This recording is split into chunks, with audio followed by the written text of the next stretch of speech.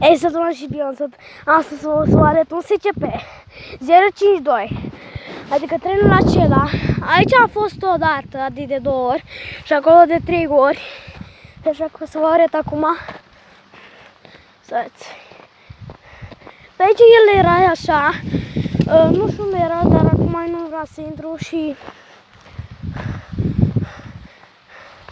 nu știu unde era el, să nu vreau să intru pe el, pentru că dacă mă murea, dar e tot mai plătesc.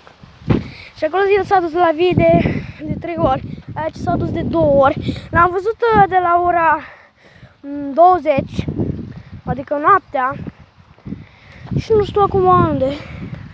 Dar așa că hai să mergem mai departe. Nu știu unde era el, dar mai degrabă a trebuit să vedeți. Dar eu l-am găsit pe aici de 3 ori la vii acolo și de aici de 2 ori. Și acum nu știu unde e naiba. Poate a plecat, m-a lăsat în pace.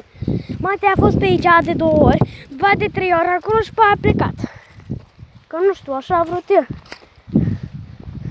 Și nu vreau să intru în el, pentru că nu era nicio gară pe aici.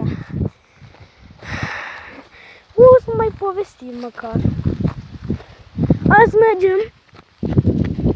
Ca să nu mai spuneți că nu-i fake.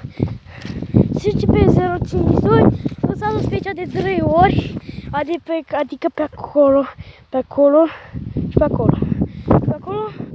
acolo și acolo. Atât l-am văzut eu.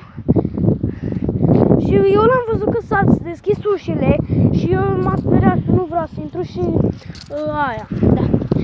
Ok, dacă v-a plăcut episodul, nu uitați și subscribe pentru mine și ne vedem data viitoare, pa!